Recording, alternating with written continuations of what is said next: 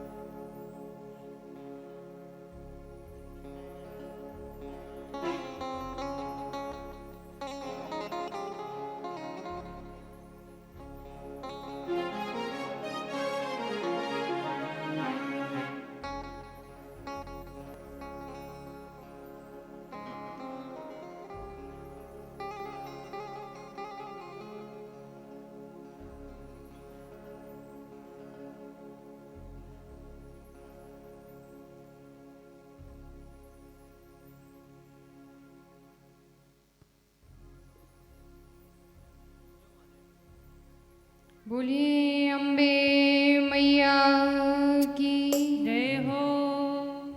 दुर्गे मैया की जय हो। जगत जननी शारदे मैया की जय हो। काली मैया की जय हो। महालक्ष्मी मैया की जय हो। श्री सरस्वती मैया की जय हो।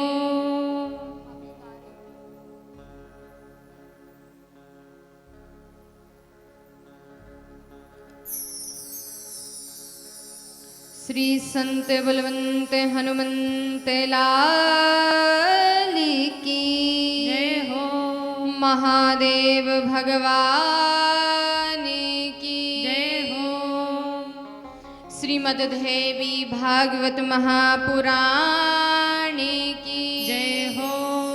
यज्ञ नारायण भगवान की जय हो।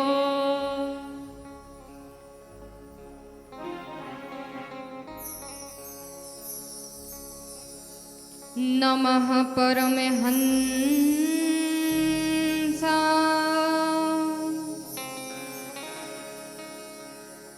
स्ववदिति चरण चिन्मकरन्दाय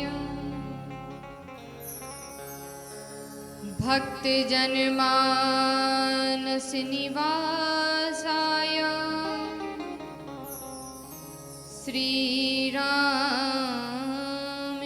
श्रीरामचन्द्राय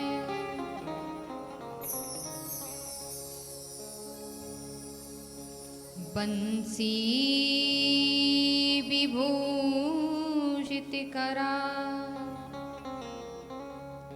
नवनीरदावा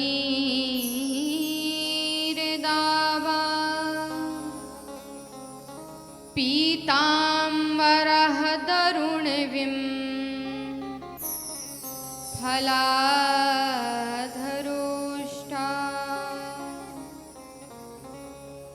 पूर्णेन्दुसुन्दरमुखा दरविन्दनेत्रा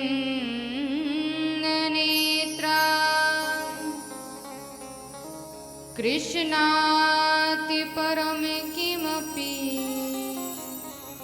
तत्त्वमहं न जाने। नारायणं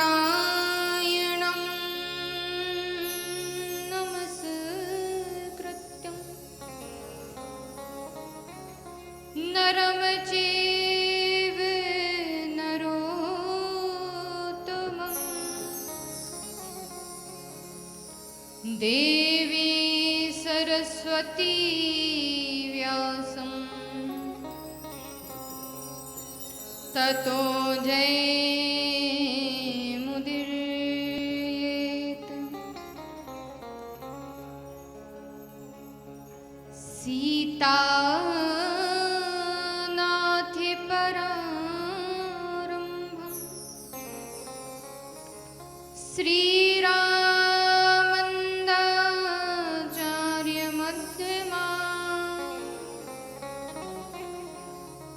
अस्मदाचार्यपर्यन्तानां वन्दे श्रीगुरुपरम्पराम्।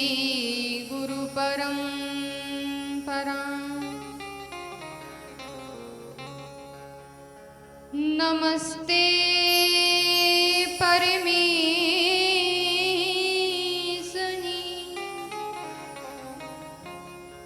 राशिमण्डलवासिनि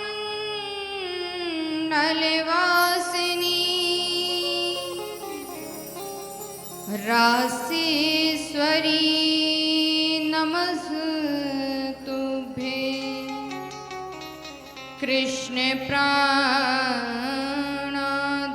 प्रिये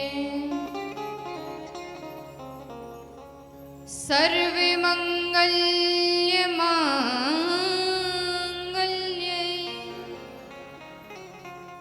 शिवे सर्वादि साधिके शरण्ये त्र्यंबके गौरी नारायणी नमोस्तुते। जयंती मंगला काली भद्रकाली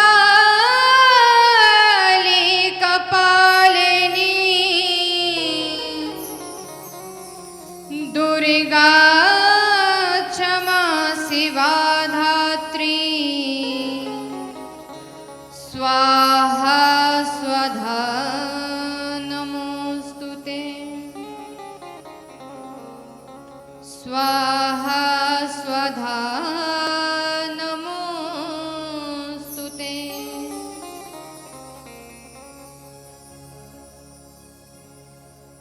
बोलिए दुर्गे मैया की जय हो।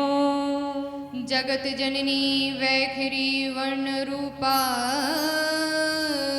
की जय हो। गंगा मैया की जय हो। नर्मदा मैया की जय हो। गौ माता की जय हो। संत समाज की जय हो। भक्त समाज की जय हो। विप्र समाज की जय हो। व्यास नारायण भगवान की जय हो। सूत जी महाराज की जय हो। जय जय श्री अम्बे जय जय श्री अम्बे जय जय श्री अम्बे। बोलिए अम्बे मात की जय हो।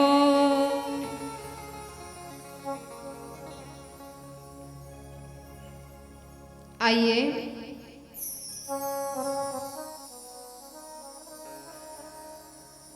आज कथा का द्वितीय दिवस और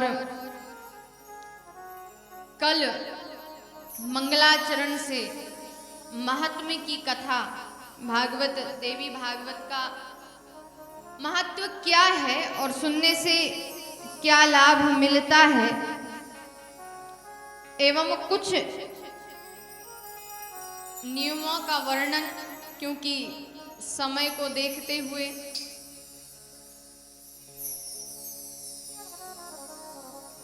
कल की कथा सूत जी के माध्यम से 88,000 ऋषि नैमिषारण्य की पावन भूमि पर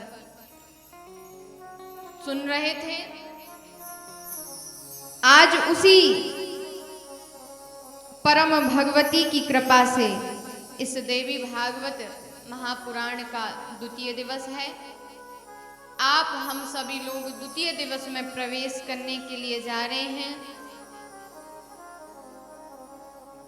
और इस द्वितीय दिवस में प्रवेश करने के पूर्व अपनी वाणी को पवित्र बनाने के लिए देवी नाम संकीर्तन सभी अपने मुखारविंद से गाएंगे, क्योंकि इस कलिकाल में केवल और केवल नाम संकीर्तन बताया।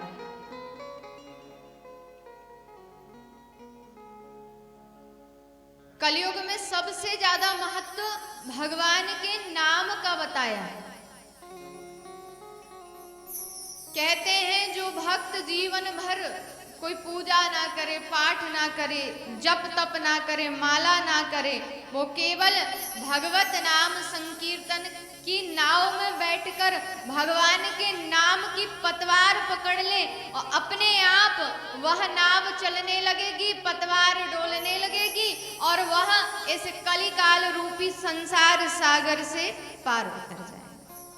केवल नाम संकीर्तन। तो महाराज आइए बड़े भाव से, बड़े प्रेम से भगवती का चिंतन करते हुए, चरणों में ध्यान लगाते हुए, वाणी एवं कर कमलों से सेवा करते हुए बड़े भाव से हम आप सभी लोग भगवती का स्मरण करेंगे, फिर पुनः कथा में प्रवेश करेंगे। माँ वेदों ने जो तेरी महिमा कही है, माँ वेदों ने जो तेरी महिमा कही है, सही है सही है सही है सही। माँ वेदों ने जो तेरी महिमा कही है, सही है सही है सही है सही। वेद क्या कह रहे हैं?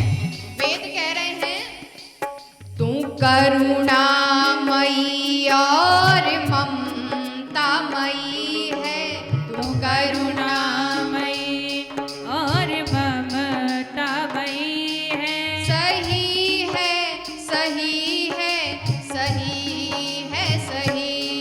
हाँ, वेदों ने जो तेरी ममतामयी है, सही है सही है सही है सही। माँ वेदों ने जो तेरी महिमा कही है, सही है सही है सही है सही। माँ वेदों ने जो तेरी महिमा कही है, सही है सही है सही है बड़े भाव से तालियों की सेवा देते हुए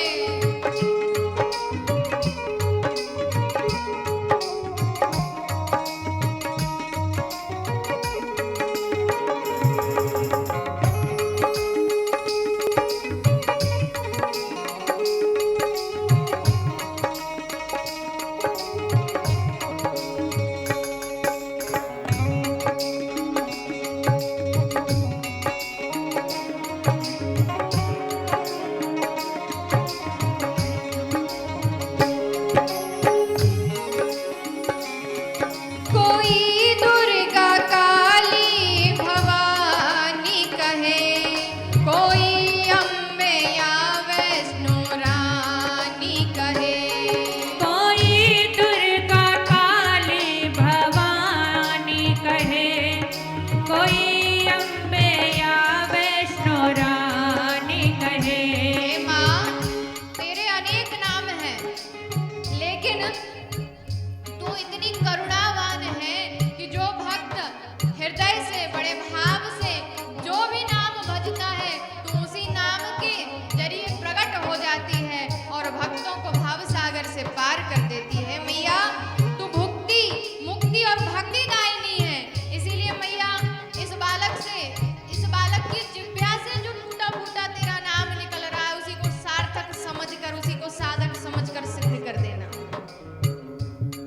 कोई दुर्गा काली भवानी कहे, कोई अम्बे या वैष्णो रानी कहे। कोई दुर्गा काली भवानी कहे, कोई अम्बे या वैष्णो रानी कहे। महामाया गौरी तू कात्यायनी, तू ही शारदे लक्ष्मी नारायणी। महामाया गौरी तो कात्यायनी, तू ही शारदे लक्ष्मी नारायणी। तेरे नाम का कोई अंत नहीं है, तेरे नाम का कोई अंत नहीं है। सही है, सही है, सही है, सही। वेदों ने जो तेरी महिमा कही है, सही है, सही है, सही है, सही। तू करुणामयी और ममतामयी है, सही है, सही है, सही है, सही। तू करुणामयी और ममतामयी है, सही है, सही है, सही है, सही।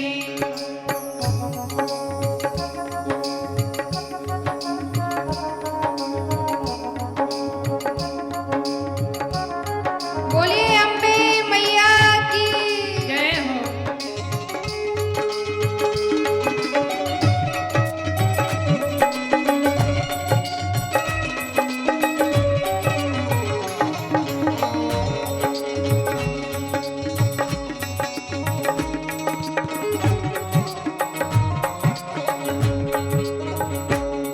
तुम्ही ने बनाया ये संसार माँ, ये चंदा सितारे सूरज आसमां।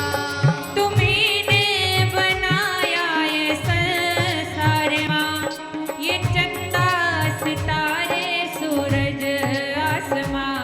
तुम्ही ने बनाया ये संसार माँ, ये चंदा सितारे सूरज आसमां। तुम्ही ने बनाया ये संसार माँ, ये चंदा सितारे सूरज आसमां। ये पर्वत, ये झरने, ये फूल और वन, जैसे देख मन हो रहा है मगन।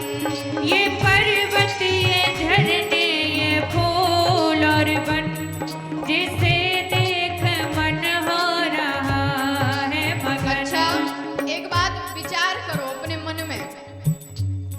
इस संसार में जितनी भी प्रकृति दिख रही है, क्या ये मानव निर्मित है? इस प्रकृति को देखो, प्रातः होते ही अरुणोदय हो जाता है, अरुणोदय के बाद सूर्योदय हो जाता है। दिन सूर्य के प्रकाश में निकल जाता है तो रात्रि होते ही शीतल चंद्रमा उस आसमान में प्रकट हो जाता है। और रात में वही शीतल मंद मंद पुरवैया चलने लगती है, सारा वातावरण पवित्र हो जाता है। सुंदर सुंदर महीने बनाए, महीने के हिसाब से जैसा महीने का नाम वैसा ही महीने का प्रभाव। ये क्या है? ये भगवान की रचना नहीं तो और क्या है? कितनी सुंदर रचना करके दी है। ये पर्वत, ये झरने और फूल और वन, जैसे देख मन हो रहा है मगन। ये पर्वत,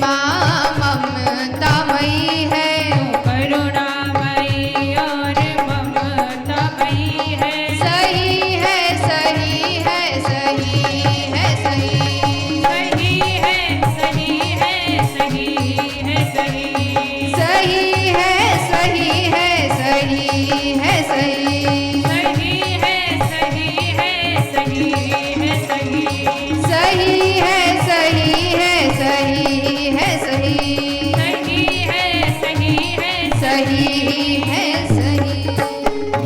बोलिए अम्बे मैया की जय हो। जयकारा, शेरा वाली का बोल, साचे दरबार की जय हो।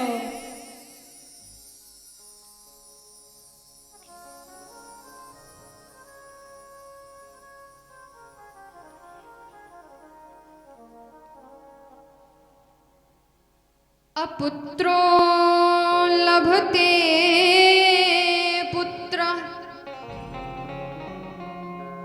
दरिद्रो धनवान भवेत्, रोगी रोगात् प्रमुच्यते, श्रुत्वा भागवतम् अमृतम्। आइए, जगत का पालन करने वाली, जगत का निर्माण करने वाली, सृष्टि को बनाने वाली, सृष्टि को चलाने वाली, जरूरत पड़ने पर इस सृष्टि का संहार करने वाली मां भगवती के चरणों में प्रणाम करते हुए कथा में आए हुए समस्त श्रोतागण, देवी स्वरूपा माताएं, छोटी छोटी बालिकाएं, संत जन, भक्त जन, मंच पे विराजमान विद्वान विप्रगण, हमारे इस देवी भागवत महापुराण के मुख्य श्रोता, पारीक्षित के रूप में जो यहाँ मंच पे मंचासीन है, विराजमान है, सपत्नी, इस पंडाल में उपस्थित सभी कार्यकर्ता, समिति के समस्त सदस्य, आसपास के ग्रामों से पधारे हुए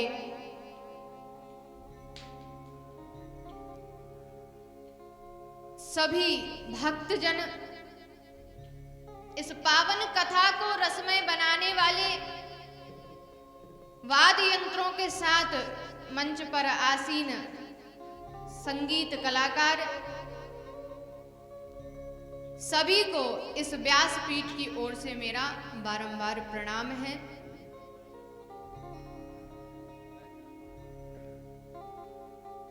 सूत जी महाराज 88,000 ऋषियों को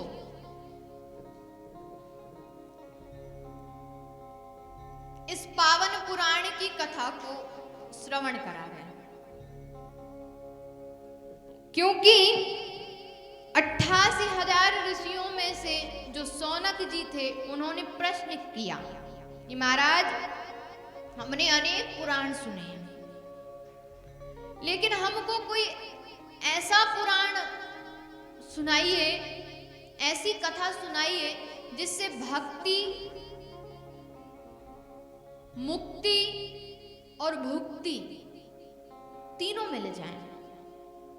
क्योंकि अनेक पुराण को सुना है, किसी में भक्ति मिलती है तो किसी में मुक्ति ही मिलती है, भक्ति नहीं मिलती, किसी में भक्ति मिलती तो मुक्ति नहीं मिलती, और किसी में भक्ति और मुक्ति दोनों मिल जाए तो भुक्ति नहीं मिलती। तो महाराज, ऐसी कौन सी कथा है जिसको सुनने से तीनों मिल जाते हैं? मुक्ति का मतलब होता है संसार के भोग साधन, जिसकी सबको लालसा लगी रहती है। मेरे पास गाड़ी हो, मेरे पास बंगला हो, मैं धनवान हूँ, मुझ में सुंदरता हो, मुझ में वाणी, मेरी वाणी अच्छी हो, मेरा स्वभाव पवित्र हो, मेरे संस्कार अच्छे हों, सब चाहते हैं, सर्वगुण संपन्न होना चाहते सभी।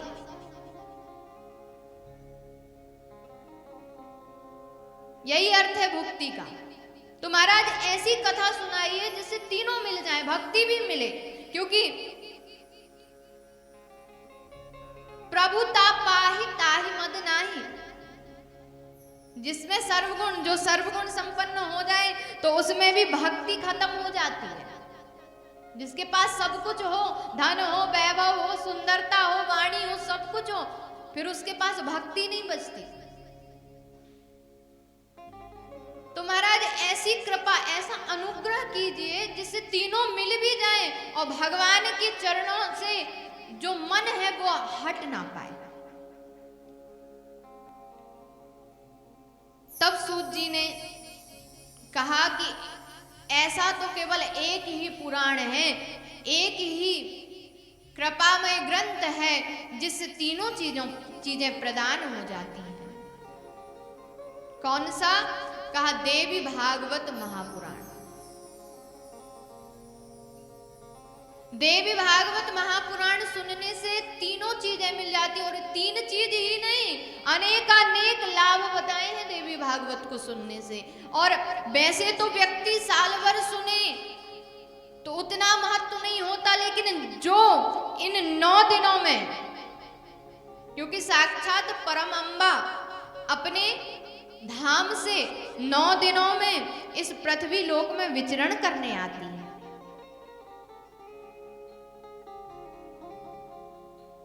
देवी का स्थान क्या है? आपने सुना होगा, शिव जी का काशी में, तो कृष्ण जी का वृंदावन में, तो राम जी का अवध में। मां कहां रहती पता है आपको? मां का स्थान है मणिद्वीप में, और मणिद्वीप से मां इन 9 दिवसों में साक्षात स्वरूप में विचरण करने के लिए पृथ्वी लोक में आती है। और उन 9 दिनों में जो देवी भागवत महापुराण को सुनता है, उस व्यक्ति के जीवन से दरिद्रता हमेशा के लिए नष्ट हो जाती है, अज्ञानता हमेशा के लिए नष्ट हो जाती है, और ज्ञानमय प्रकाश ज्योति प्रज्वलित हो जाती है, रोग आदि सभी नष्ट हो जाते हैं। तो महाराज जब आपने इतना महत्व बताया है इस पुराण का, इतना लाभ है, तो बड़ा कठिन नियम भी होगा। तो महाराज कृपया करके सबसे पहले नियम बता दीजिए, क्योंकि कलयुग के लोगों के पास समय नहीं है। पहले आप नियम बताइए, नियम ठीक ठाक होंगे करने लायक तो फिर पुराण आगे सुनेंगे। तो सूत जी हंस के बोले कि ऋषियों, कोई ज्यादा कठिन नियम नहीं है। 9 दिन बढ़िया एक समय सात्विक भोजन करके भगवान देवी की कथा को सुनो।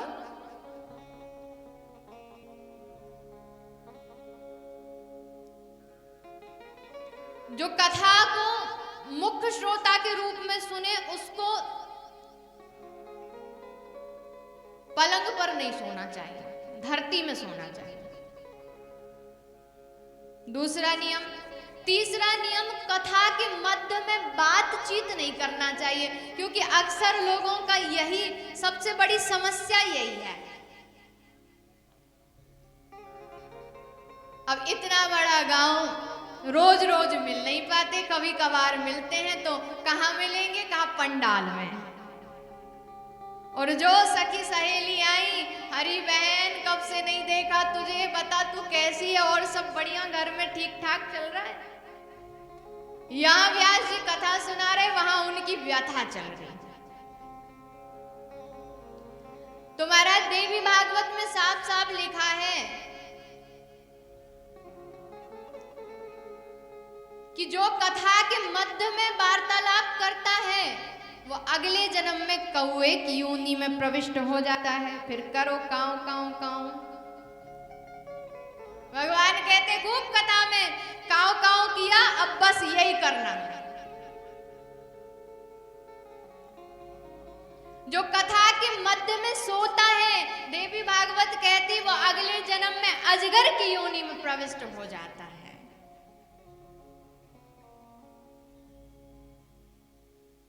लेकिन समस्या भी यही है, जहां भगवान का नाम होता है निद्रा भी वहीं आती है।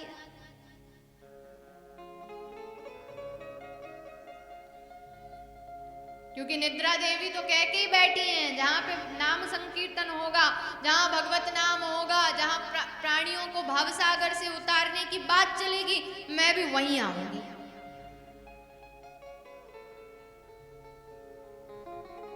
और एक बेचारा मन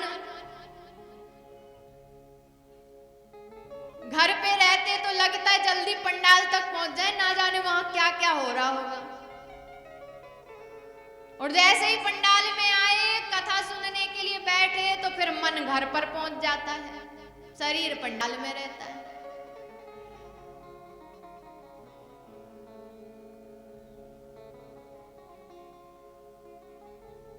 तो नियम तो ठीक है, पर मन और निद्रा को ही हमें बस में करना है। निद्रा देवी इस कथा पंडाल में आने ना पाए और हमारा मनीराम इस कथा से बाहर जाने ना पाए, इसीलिए भगवान की बड़े भाव से कथा सुनना है।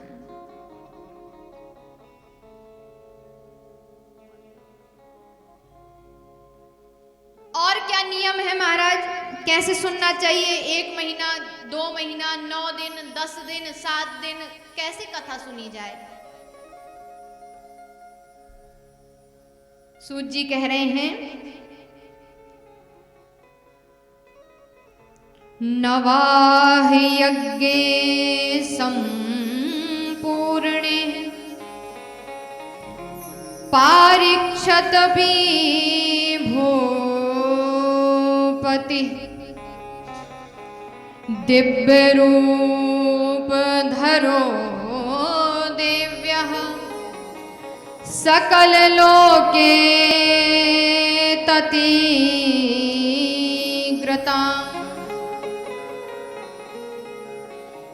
वैसे तो नियम के अनुसार 9 दिन की कथा होनी चाहिए, नवाह यज्ञ होना चाहिए,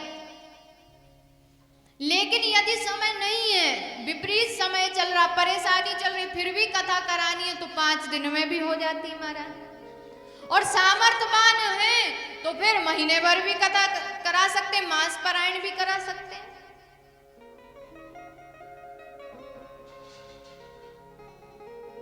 लेकिन 9 दिन का ज्यादा महत्व बताया। 9 दिन कथा सुननी चाहिए, 9 स्वरूपों का वर्णन सुनना चाहिए, नहीं तो फिर सामर्थ्य नहीं है तो फिर आप 5 दिन की भी कथा करा सकते हैं। मासानाम नियमो नात्र दिनानाम नियमो अपिनः सदा सेव्या देवी भागवतम नरः। कैसे भी कराओ, 9 दिन की कराओ, महीने भर की कराओ, कोई ऐसा पक्का नियम नहीं है, बस कराओ और सुनो। और सुनो भी तो कैसे? सुनना भी ऐसे है कि कथा आपके भीतर प्रवेश हो जाए, ऐसी कथा सुननी है।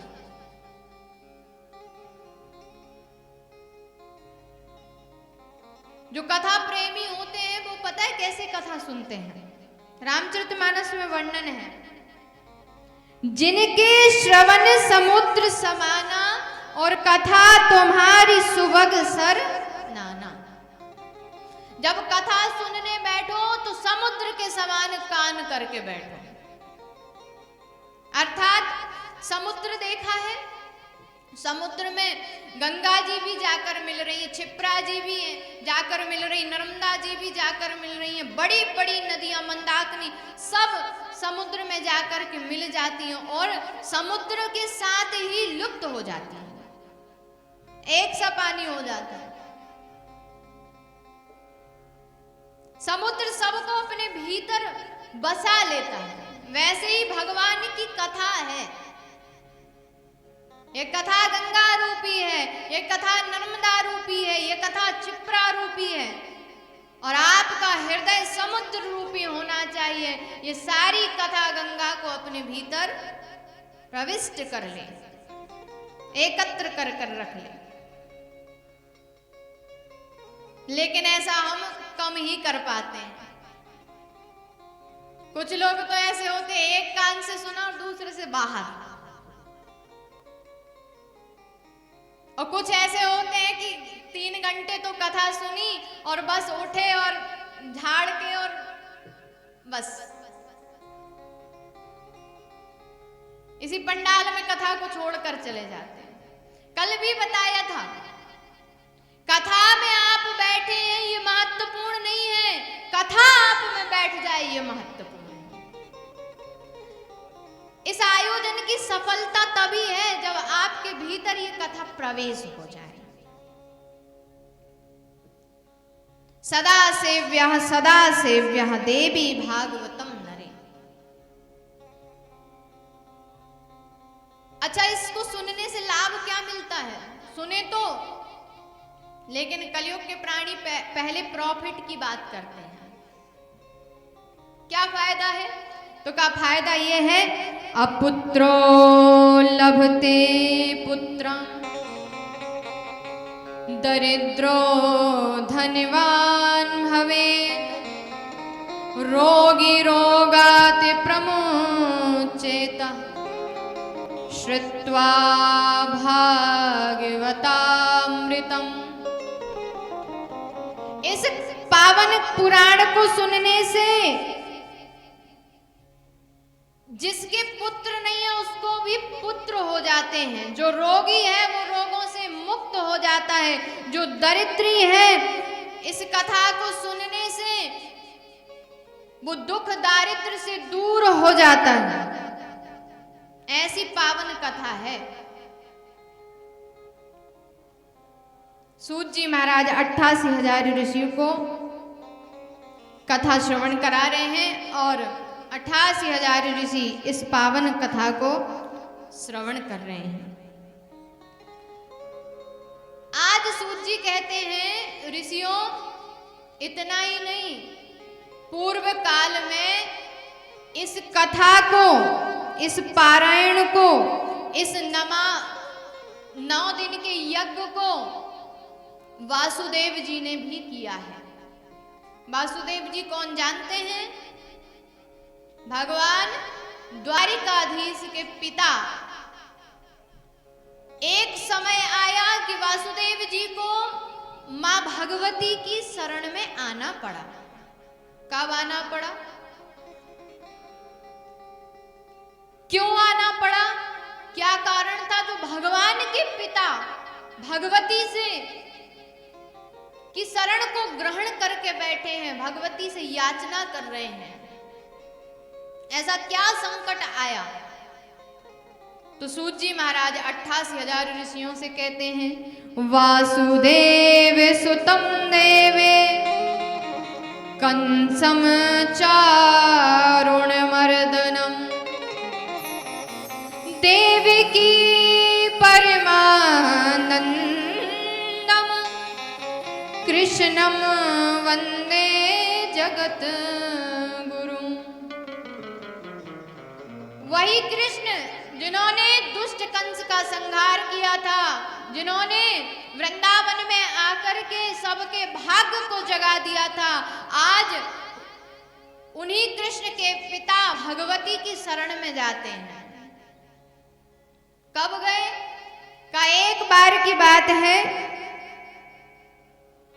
द्वापर युग में द्वारिका में एक सत्राजित नाम का राजा रहता था।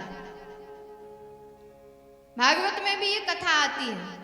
सत्राजित नाम का राजा रहता था और वो सत्राजित जो था वो सूर्य भगवान का बड़ा उपासक था। सूर्य भगवान को अपना आराध्य मानता था। सत्राजित भोजवंशियों द्वारवत्याम सुखम वसन सूर्याराधनम युक्तो भक्तश्च परमं सखा। भगवान का परम उपासक, सूर्य भगवान की आराधना करता था। नित्य प्रतिदिन नियम था कि प्रातः उठकर अरुणोदय के बाद जो सूर्य उदय होता है तो उस सूर्य उदय में सत्राजित सूर्य भगवान को जल तर्पण करता था, जल देता था। सूर्य भगवान बड़े प्रसन्न होते थे सत्राजित के जल तर्पण करने से। और प्रत्येक व्यक्ति को सूर्य भगवान को जल देना चाहिए। कैसे देना चाहिए? एक तावे के लोटे में जल भर के अष्टगंध रोली चावल पुष्प डाल के अर्घ सूर्य भगवान को देना चाहिए। लेकिन ध्यान रहे कि नीचे एक पात्र भी रखना चाहिए जिसमें वो जल जो दे उस जल में सूर्य की किरण हमको अपने नेत्रों से दिखनी चाहिए और वो जल पात्र में एकत्र होना चाहिए और फिर उस जल को ले जाकर अपने पूरे घर को पवित्र करना चाहिए। इस प्रकार सत्राजित नित्य प्रतिदिन सूर्य भगवान का स्मरण करके उनको जल देता था। बहुत समय बीत गया सूर्य भगवान की आराधना करते। एक दिन सूर्य भगवान प्रसन्न होकर के प्रकट हो गए। बहुत विश्वास करता था भगवान सूर्य पे और सत्राजित की इसी विश्वास के कारण आज सूर्य देव प्रकट हो गए। देखो, आप कोई भी पूजा करो, कोई भी व्रत करो, जैसे भी करो, लेकिन विश्वास जरूर करो। यद्यपि आप विश्वास जब तक नहीं करते जब तक आपकी भक्ति द्रविड़ नहीं होती। भक्ति का नाम ही है विश्वास। श्रद्धा और विश्वास आपकी पूजा में होनी चाहिए, तभी आपकी पूजा सफल है। श्रद्धा विश्वास कौन है? भवानी शंकरो वंदे श्रद्धा विश्वास रूपणो। श्रद्धा और विश्वास साक्षात भगवान शिव और पार्वती हैं और जिनके हृदय में भगवान के प्रति श्रद्धा और विश्वास होती है, कार्य भी उन्हीं का ही सफल होता है, पूजन भी उन्हीं का ही सफल होता है, व्रत भी उन्हीं का ही सफल होता है। तो आप कुछ भी पूजा करो, विश्वास जरूर करो, श्रद्धा जरूर रखो मन में। तो पूरी श्रद्धा के साथ सत्राजित नित्य प्रतिदिन जल देता था। सूर्य भगवान प्रसन्न हो गए और प्रसन्न होकर के प्रकट हो गए और प्रकट हुए तो कहा, मांगो सत्राजित, क्या मांगना चाहते हो? अब सूर्य भगवान को देखकर, उनके तेज को देखकर सत्राजित तो पहले ही घबरा गया। कैसे पूजा करूं, कैसे आराधना करूं? महाराज, हम तो छोटे से सेवक हैं, आपसे जो बन पाए वो दे दो। सूर्य भगवान इस बात को सुनकर और प्रसन्न हो गए। सूर्य भगवान ने कहा, सत्राजित, हम तुम्हें ये मणि देना चाहते हैं और ये कोई साधारण मणि नहीं है सत्राजित,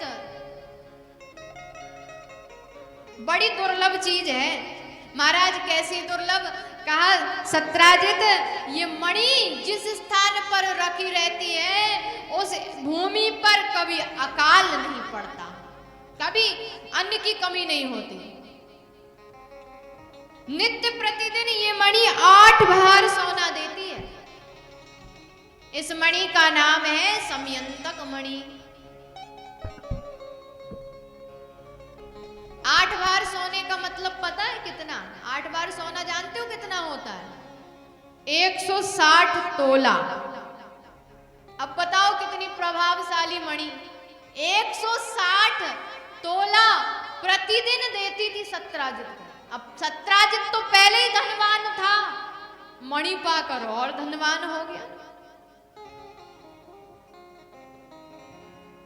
लेकिन बात वहीं आ गई, प्रभुता पाहिता हिमद नाही। सत्राजित ने विचार किया कि मेरे पास धन है, सब कुछ है, सुख है, रोगों से मुक्त हूं, सब है, लेकिन अभी तक मुझे कोई पहचानता नहीं है। संसार में मेरी पूंछ हो जाए, जान पहचान हो जाए, तो इससे बड़ी बात और क्या है। मान सम्मान बढ़ जाए। कैसा? जैसा कि द्वारिकाधीश का वैभव है वैसा मेरा वैभव हो जाए। आज मन में विचार किया, अच्छा किसी व्यक्ति के पास कोई दुर्लभ चीज आ जाती है ना, तो फिर वो उसी चीज को दिखाता है।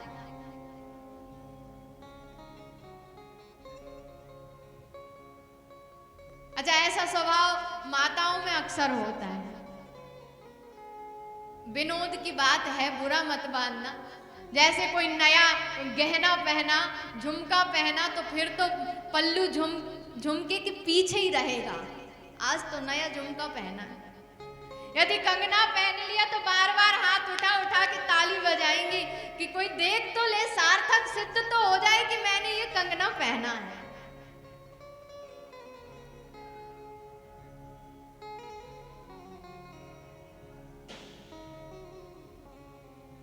ऐसे ही सत्राजित गले में मणि को धारण किए पहुंच गया द्वारिकाधीश की सभा में।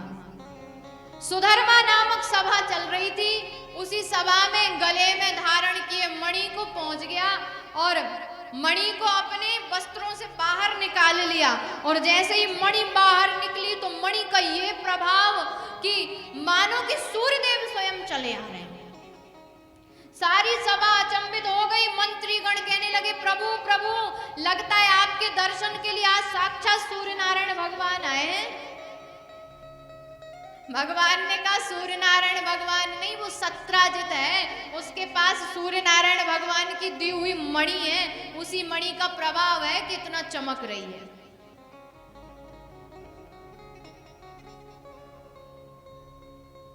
अब तो सत्राजित और आ गया, सामने आके बैठ गया। और जैसे ही बैठा तो द्वारिकाधीश तो अपनी सिंहासन पर आसीन थे। मंत्रियों ने उपहास कर दिया, अरे सत्राजित, बड़ी सुंदर मणि है, तुम्हारे ऊपर बड़ी अच्छी लग रही है। तो सत्राजित मणि का बताने लगा, बखान करने लगा, अरे भैया कोई साधारण मणि नहीं है, बड़ी अद्भुत है। कैसे? का रोज 8 बार सोना देती है, जहां ये मणि रहती है उस स्थान पर अकाल नहीं पड़ता, किसी की अकाल मृत्यु नहीं होती, बड़ी दुर्लभ है। अब मंत्रियों ने कहा, महाराज तुम्हारे पास रहेगी तो क्या फायदा, तुमको ही अकेला। एक काम करो सत्राजित, ये मणि हमारे द्वारिकाधीश को दे दो, क्योंकि अभी तो सरकार ही नहीं की है और सरकार के खजाने में रहेगी तो सबको फायदा होगा। मंत्रियों ने तो उपहास ही किया था, मजाक में ही कहा था। सत्राजित घबरा गया, हे भगवान, अभी तो मंत्रियों ने कहा है यदि द्वारिकाधीश ने मांग ली मणि तो देना ही पड़ेगा, क्योंकि मना कर सकते नहीं, उन्हीं के राज्य में है, देना ही पड़ेगा। इसीलिए जल्दी यहां से चले जाएं तो ही अच्छा है। अच्छा, हम कहते जरूर हैं, तेरा तुझको अर्पण क्या लागे मेरा, और जब भगवान प्रकट हो के मांगने लगे ना तो फिर हमारे पसीने छूट जाते हैं। बस कहने की बात है, रोज हाथ जोड़ के कहते बस हैं, तेरा तुझको अर्पण क्या लागे मेरा, तेरा तुझको अर्पण क्या लागे मेरा। और यदि मांग लिया ना तो फिर कैसे दे दें, फिर तो बस मेरा मुझको दे दे क्या लागे तेरा।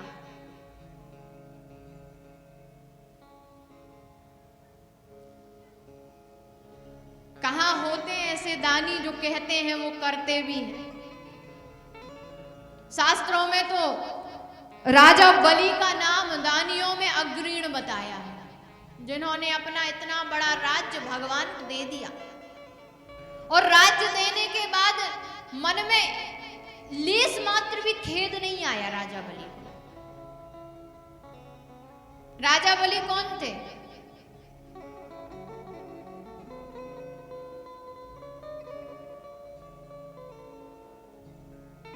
दैत्य कुल से थे राजा बलि। 99 यज्ञ कर लिए,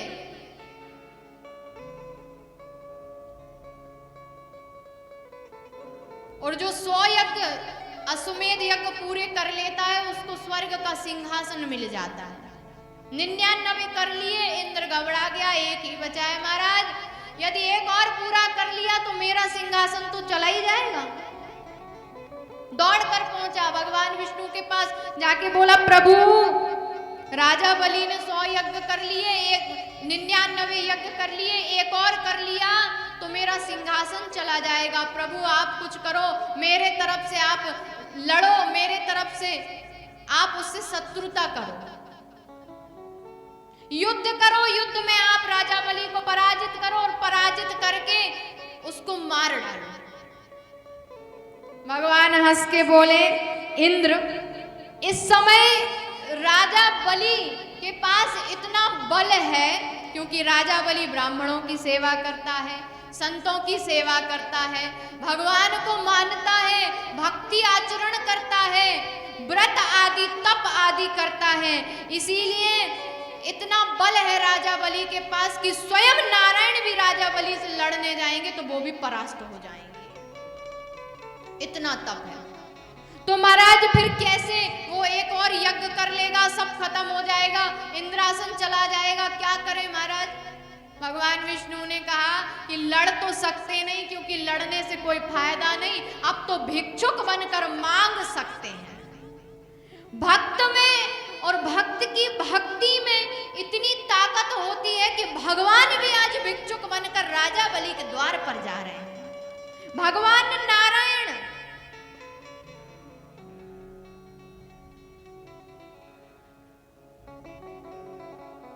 आज भक्त के घर भिक्षुक बनकर जा रहे हैं। भगवान ने वेश बनाया वामन का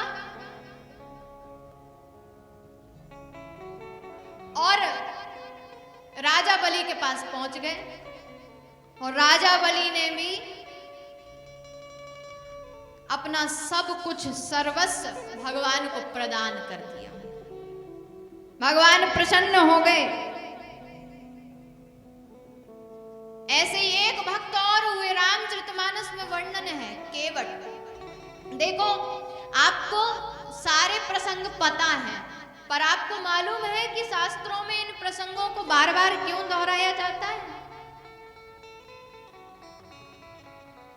देखो भाई, नेता की सुनोगे नेता बनोगे, डॉक्टर की सुनोगे डॉक्टर बनोगे, इंजीनियर की सुनोगे तो इंजीनियर बनोगे, और भक्त की सुनोगे तो भक्त बनोगे। जिसका जैसा स्वभाव सुनोगे आपके अंदर वैसी भक्ति प्रविष्ट होने लगती है। इसीलिए भक्तों की कथा बार बार बताई जाती है। रामचरितमानस में हुए केवट, जिसके पास था तो कुछ नहीं, लेकिन मानो भगवान को सर्वस्व दे दिया। लेकिन जब भगवान द्वार पर पहुंचे, भक्त में इतनी ताकत होती है कि भगवान को भी आना पड़ता है। आज भगवान अपने अनुज लक्ष्मण के साथ, मां जानकी के साथ पहुंचे। मागी नाव न केवट आना, केवट से कह रहे, ओ भैया पार उतार दो। केवट ने पीछे मुड़ के नहीं देखा। राम जी ने कहा, जाओ लक्ष्मण, उससे कहो कि पार उतरना है, नाव कोई है नहीं, पार उतार दो भैया। लक्ष्मण जी गए, ओ केवट भैया पार उतार दो। केवट ने कहा, महाराज हमको क्षमा करो और दूसरी नाव के पास जाओ, हम नहीं उतार सकते। लक्ष्मण जी ने कहा, क्यों भैया, क्यों नहीं उतार सकते? अरे केवट भैया, तुम्हारे दर पे साक्षात भगवान आए हैं, साक्षात नारायण आए हैं, और तुम भगवान को पार उतारने के लिए मना कर रहे हो। भैया इस समय हम संकट में हैं, इस समय हमको पार लगा दो। केवट ने कहा, देखो महाराज हमको क्षमा करो, आप कहीं और जाओ। कहा, क्यों ऐसा क्यों कह रहे हो? कहा, महाराज मेरी ये टूटी फूटी नाव, मैंने सुना है कि आपके जो प्रभु है ना, आपके जो भाई है राम जी, इनके चरणों में ना चमत्कार है, जादू। क्या जादू है? का जादू ये है कि इनके चरणों में ऐसी रज है कि पत्थर पर पड़े तो वो पत्थर की शिला भी नारी बन जाती है। इसीलिए महाराज हम तो पार नहीं उतारेंगे। भगवान राम का चरित्र इतना पवित्र है कि भगवान राम ने अपने चरित्र में हर किसी को बिना ये सोचे समझे कि कोई छोटा है कोई बड़ा है, अपने हृदय से लगाया, स्वीकार किया। भगवान राम ने भील जाति वाली निषाद राज को भी अपने गले से लगाया। वही राम आज केवट के द्वार पर आए हैं, क्योंकि प्रभु कहते हैं भाव का भूखा हूं मैं, भाव ही बस सार है, भाव से मुझको भजो तो भव से बेड़ा पार। केवल भाव होना चाहिए। भगवान को आपके धन से कोई मतलब नहीं। यदि धनवानियों के पास ही भगवान जाते तो केवट के पास क्यों जाते, निषाद राज के पास क्यों जाते। बार बार लक्ष्मण जी अनुग्रह कर रहे हैं और बार बार केवट मना कर रहा है, देखो भैया हम नहीं उतार सकते पार।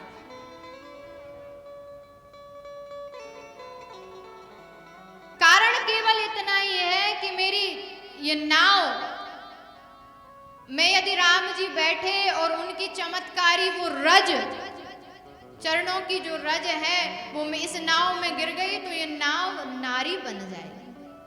तो लक्ष्मण जी ने उपहास किया, बन जाएगी तो अच्छी बात है, एक है दो दो हो जाएंगी, घर में सहयोग हो जाएगा।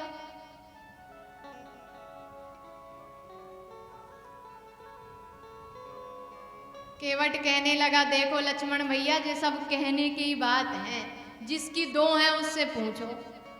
तो लक्ष्मण भैया ने कहा गणेश जी की भी तो दो हैं, रिद्धि और सिद्धि। कहा भैया हमारी समस्या कुछ और है, गणेश जी तो सहन कर जाते हैं, उनकी दो है रिद्धि और सिद्धि, लेकिन हमारी एक ही है वही जिद्दी। उसके सामने यदि दूसरी को लेके गए तो समस्या हो जाएगी। और महाराज पत्नी ये सोचेगी जो घर में है कि नाव को बेचकर दूसरा विवाह कर लाए, तो नाव तो चली गई, हमको और घर से निकाला दे देगी तो खाने पीने का सब बंदोबस्त खत्म हो जाएगा, और नाव ही तो बस एक रोजगार है हमारा, इसीलिए भैया हम नहीं बिठा लेंगे। राम जी ने कहा अच्छा पूछो कैसे मानोगे। तो कहने लगा प्रभु पहले चरण धुलाएंगे, घिस घिस के चरण धुलाएंगे, सब रज मिट जाएगी, उसके बाद आप प्रेम से आके नाव में बैठ जाना। राम जी ने कहा तो ठीक है फिर जल्दी करो। तुरंत गया दौड़ के कठौता उठा लाया, और जैसे ही कठौता लाया तो लक्ष्मण जी ने कहा क्यों रे, तू तो कह रहा था कि नाव लकड़ी की है, इसमें राम जी चढ़ेंगे तो ये स्त्री बन जाएगी, ये कठौता नहीं बनेगा स्त्री। तो कहा देखो लक्ष्मण भैया नाव स्त्रीलिंग है, कठौता पुरलिंग है, यदि बन भी जाएगा तो लड़का बनेगा, कम से कम हमारी नाव खेने के लिए एक साथी तो मिल जाएगा। यदि नारी बन गई तो समस्या है, लड़का बनेगा तो कोई समस्या नहीं है, एक काम वाला और मिल जाएगा। इसीलिए महाराज कठौते में धुलाएंगे। अब लगा धुलाने के लिए चरण, और राम जी क्या करते, एक चरण धुलाता तो राम जी जो धुल जाता उसको नीचे रखते तो उसमें फिर रेत लग जाती, दूसरा धुलाता फिर कहता नहीं इसमें रज लग गई अब इसको फिर धुलाएंगे। होते करते राम जी परेशान हो गए। कहा प्रभु एक काम करो, अब की बार चरण धरती पे नहीं रखना, मेरे मस्तक पर रख लेना, और हाथ भी दोनों मस्तक पर रख लो। इतना चतुर था महाराज। घिस घिस के चरण धुआवे, लक्ष्मण जी की भ्रुकुटी टेढ़ी हुई। लक्ष्मण जी ने कहा क्यों रे इतने देर से चरण धुला रहा है, भाव के लिए धुला रहा है तो पहले ही बता दे। कहा भैया जी भाव के लिए नहीं, नाव के लिए धुला रहा हूं, क्योंकि थोड़ी सी भी यदि रज लगी होगी तो नाव तो चली जाएगी, इसलिए भाव नहीं नाव के लिए धुला रहा। राम जी ने लक्ष्मण जी से कहा धोने, चरण धुलाए, और फिर चरण धुलाने के बाद केवट ने राम जी को बिठाला है, और भगवान उसके उसी चरित्र पर रीझ गए। भक्त का स्वभाव भगवान को भगवान के परम सिंहासन से नीचे उतार कर ले आता है। एक भक्त में भक्ति में मिसाल मीरा जी, सबरी जी के चरित्र को भी गाया जाता है। सबरी मैया ने 10,000 वर्ष तक भगवान की प्रतीक्षा की थी। हम तो दिन भर व्रत रहते हैं और शाम को ही यदि कुछ थोड़ा सा विघ्न उत्पन्न हो जाता है तो कहते हैं कैसा व्रत है, दिन भर से भूखे प्यासे पड़े हैं और भगवान भी रुष्ट हैं, अब की साल से व्रत नहीं करेंगे। दिन भर में खींच जाते हैं महाराज। और सोचो सबरी मैया 10,000 वर्ष तक प्रतीक्षा कर रही है। पद्म पुराण में वर्णन है 10,000 वर्ष तक प्रतीक्षा की सबरी। बाल्यकाल में 5 वर्ष की भक्ति में मन लगाने वाली माता पिता ने सोचा कि साध्वी ना बन जाए, बैरागिनी ना बन जाए, तो विवाह तय कर दिया।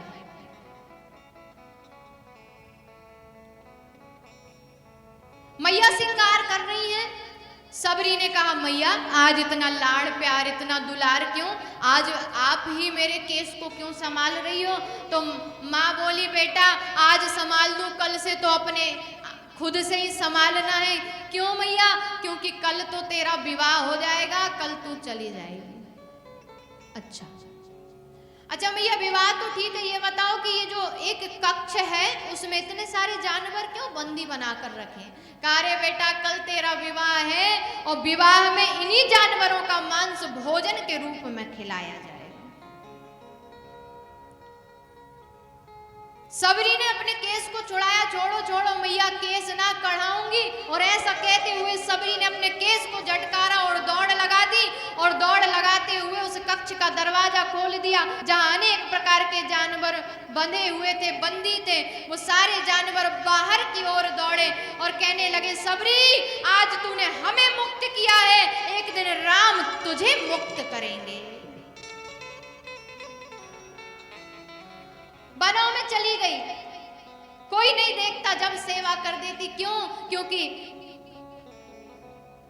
जाति की शूद्रा और स्त्री सामने से भक्ति कर नहीं सकती। वैसे तो शास्त्रों में कहीं कुछ नहीं लिखा कि शूद्र व्यक्ति भक्ति नहीं कर सकता, कर सकता है, उसको भी अधिकार है। आगे वर्णन आएगा जब विस्तार से बताएंगे। आज सबरी मन में सोच रही है क्या करूं, कहां जाऊं, सब सहारे छूट गए। कोई बात नहीं, जब कोई नहीं देखेगा तब मैं भगवान का स्मरण करूंगी, पूजन करूंगी। उसी वन में मतंग ऋषि का आश्रम था महाराज। और मतंग जी के जो शिष्य थे वो सारी प्रातः जो पूजन होता था उसकी व्यवस्था कर देते थे। तो कुछ दिन से शिष्य देख रहे हैं कि व्यवस्था करने की आवश्यकता नहीं पड़ रही, क्योंकि सबरी तो पहले ही आके सारी व्यवस्था कर देती। अब शिष्य सोच रहे हैं इतनी व्यवस्था करता कौन है, करने वाला दिखता नहीं, व्यवस्था दिखती है और काम करने वाला नहीं दिखता। कर कौन रहा है? शिष्यों ने कहा पता लगाना पड़ेगा कौन भक्त शिरोमणि हो गया। हमसे बड़ा सेवादार महात्मा जी का कौन हो गया, पता लगाना पड़ेगा। एक दिन शिष्य रात्रि में सोए ही नहीं, आज देखते कौन आता। छुप कर देखने लगे।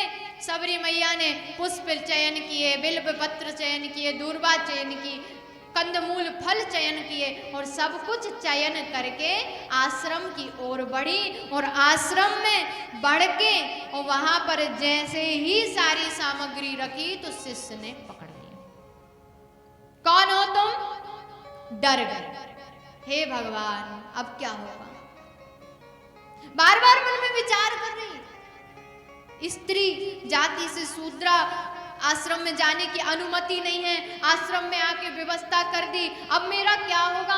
ना जाने महाराज क्या कहेंगे, मतंग ऋषि क्या कहेंगे। शिष्यों ने जाकर शिकायत लगा दी, एक स्त्री आती है वो सारी व्यवस्था करके जाती। मतंग जी ने कहा बुला कर लाओ। अब डरे थर थर कांपे ऋषिगण के पास गई और हाथ जोड़ के बोली महाराज आज की तो की, अब के बाद नहीं करूंगी, आज बस छोड़ दो। मतंग ऋषि ने बुलाया पास में, सिर पर हाथ फेर कर कहा बेटी तेरा नाम क्या है? और जो प्रेम से बोला तो आज मानो मन में प्रफुल्लित हो गई। महाराज मेरा नाम सबरी है, और बता दिया सारा। वृतांत बता दिया कि बहुत दिनों से आपकी भक्ति कर रही हूं, आपकी सेवा कर रही हूं। माता पिता का सब छोड़ आई, माता पिता नहीं है। मतंग जी ने कहा एक काम करना, आज से हमको पिता कहना। आहा, मन में और प्रसन्नता हो गई। अब मतंग ऋषि को पिताजी कहती थी। कल तक बिना दिखाए भक्ति करती थी, आज सारी सेवा सामने से करती है। मतंग ऋषि भी बड़े प्रसन्न, सबरी भी प्रसन्न, जो जी में आता करती, और फिर जितना समय बचता तो उसमें राम जी का नाम लेती। कई दिन व्यतीत हो गए, कई वर्ष व्यतीत हो गए। एक दिन मतंग ऋषि की देह से प्राण निकलने वाले, शरीर से प्राण निकलने वाले। तप साधना के बल पर जान गए कि मेरे प्राण निकलने वाले, सारे ऋषियों को सारे शिष्यों को बुला लिया और सारे शिष्यों से कहा जाओ सबरी को बुला के लाओ। शिष्य दौड़ के गए, सबरी चलो चलो चलो, तुम्हारे पिताजी ने बुलाया है। जाके पहुंची, क्या बात है पिताजी? कहा सबरी बस कुछ क्षण और मेरे प्राण निकल जाएंगे, बेटा तुम इसी प्रकार भक्ति करते रहना। सबरी मैया बोली पिताजी आप चले जाओगे तो हमारा क्या होगा? कहा किसी के जाने से संसार में किसी का कुछ नहीं होता, संसार में सब वैसे ही चलता रहता है। जीवन मरण तो एक संसार का नियम है, ये शरीर क्षण भंगुर है, कब नष्ट हो जाए। काल व्याल मुखग्रासे त्रास निर्नाश हेतुवे।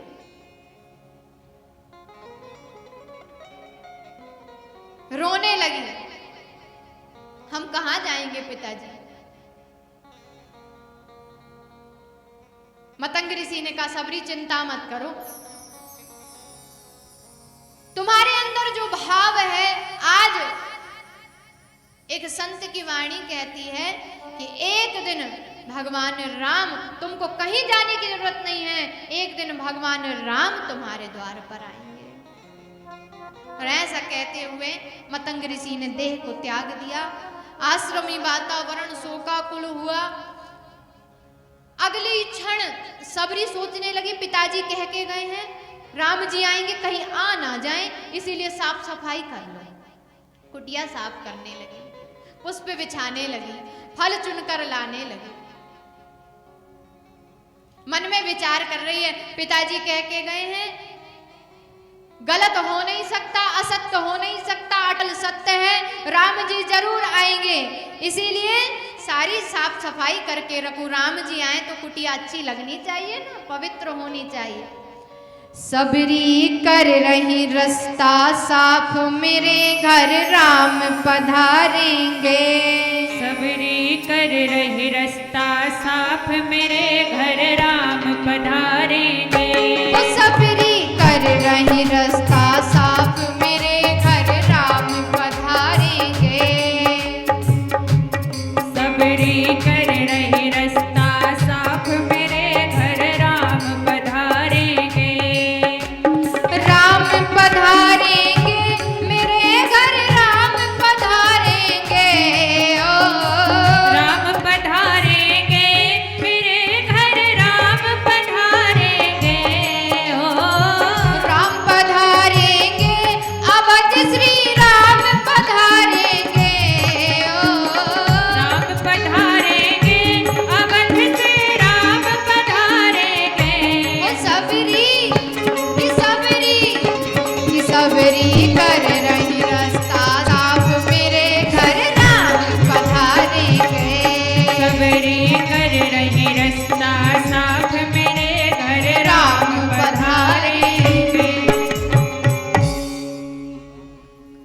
सुबह दोपहर शाम नहीं आए श्री राम, नहीं आए भगवान। सबरी जी ने सोचा कोई बात नहीं, आज नहीं तो कल आएंगे। प्रातः काल फिर उठी, स्नान किया, जल्दी जल्दी, देह का भान नहीं, तुरंत फिर से रास्ता साफ करने लगी। ये जो फूल बिछाए थे ये सब कठोर हो गए, दूसरे बिछाएंगे। दूसरे पुष्प बिछाए, बिल्व पत्र लेके आई, फल लेकर आई और फिर प्रतीक्षा की। फिर सुबह दोपहर शाम नहीं आए श्री राम। दिनम दिनम न्यूनम न्यूनम, दिन दिन नई नई तैयारियां की सबरी ने, लेकिन राम जी नहीं आए। भगवान को भी जब परीक्षा लेनी रहती ना तो भक्त की इतनी कठिन परीक्षा लेते। आज तो बिल्कुल थक गई, हार गई, कब आएंगे? 10,000 वर्ष बीत गए, सबरी को नित्य प्रतिदिन तैयारियां करते, लेकिन उस 10,000 वर्ष के बाद भी मन में आज यही है कि कल आएंगे, कल नहीं आए तो परसों आएंगे, कभी तो आएंगे। जब बरसों बीत गए तो परसों तक प्रतीक्षा करने में और क्या हर्ज है। ऐसा होते करते 10,000 वर्ष बीत गए, सबरी मैया बूढ़ी हो गई, देह झुक गई। दूर से किसी को देखना रहता तो हाथ ऐसे सर पे रखती तब दिखाई पड़ता। लाठी लेकर चलने लगी, नेत्र की ज्योति कमजोर हो गई, लेकिन मन में बल वही, राम जी आएंगे। और आज क्या देखा?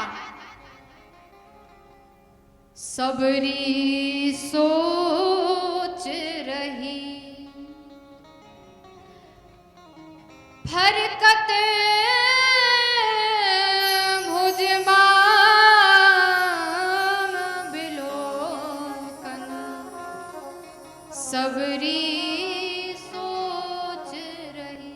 आज बायां अंग फरकने लगा, निश्चित आज कुछ शुभ संकेत है, आज राम जी आएंगे। गुरु जी कह के गए थे। फिर से साफ सफाई की और कुछ ही क्षण बाद देखती है कि राम जी अपने अनुज के साथ चले आ रहे, धनुष बाण। हाँ हाँ, बस बस बस, यही बताया था गुरु जी ने, ऐसे ही होंगे, ऐसे ही केस बांधे होंगे, तपस्वी भेष में होंगे, हाथ में कमंडल होगा, धनुष बाण होंगे, बस बस यही राम जी हैं। हाथ लगाकर देखा, राम जी आ रहे हैं। जैसे ही थोड़े चले राम जी, सबरी ने नेत्र बंद कर लिए। नेत्र बंद क्यों किए? नेत्र बंद इसीलिए किए, आज सबरी बाबरी हो गई और मन में सोच रही है कि राम जी तो निकल जाएंगे, थोड़ी लीला करने आएंगे, थोड़ी दर्शन करने आएंगे, राम जी तो निकल जाएंगे।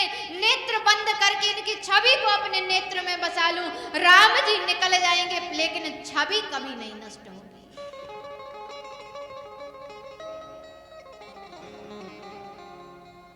नेत्र बंद कर लिए, राम जी आए और खूब सेवा की है आज सबरी ने राम जी की। और राम जी को खूब सुंदर सुंदर आज सबरी ने भजन गा करके सुनाए हैं। आइए बड़े भाव से हम आप सभी भी स्मरण करेंगे।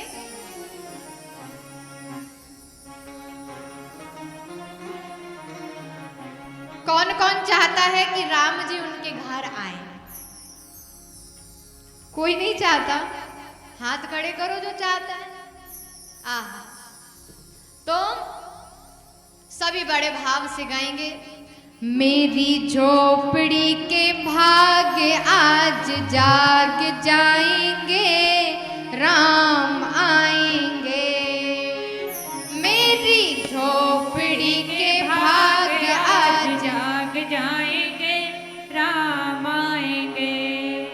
राम आएंगे, आएंगे, राम आएंगे। हो राम आएंगे, आएंगे, राम आएंगे। रघुवर आएंगे, आएंगे, राम आएंगे।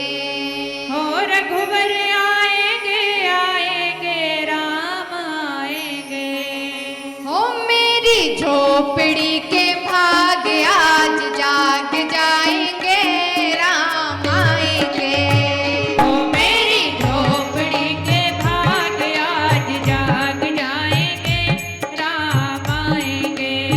हो मेरी झोपड़ी के भाग्य आज जाग जाएंगे, राम आएंगे। हो मेरी झोपड़ी के भाग्य आज जाग जाएंगे, राम आएंगे।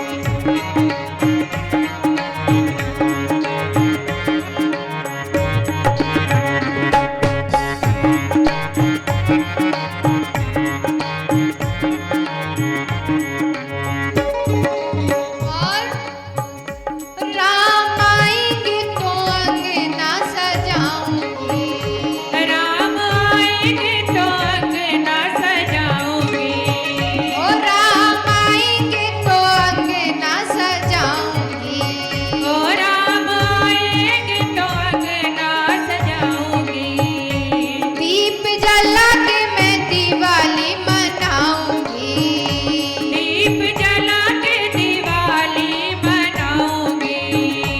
दीप जला के मैं दिवाली मनाऊंगी। ओ दीप जला के दिवाली मनाऊंगी।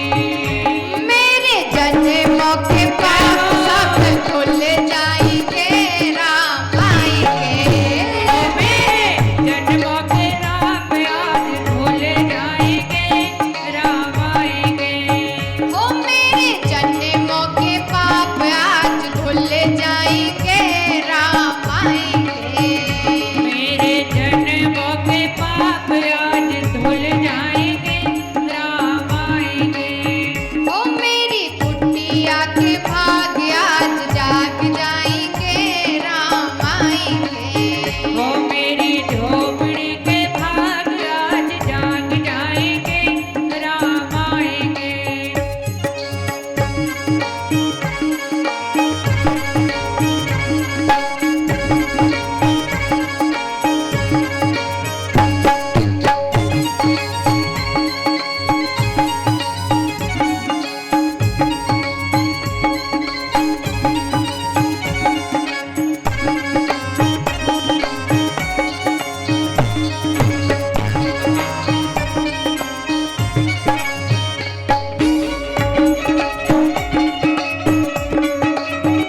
जय हो।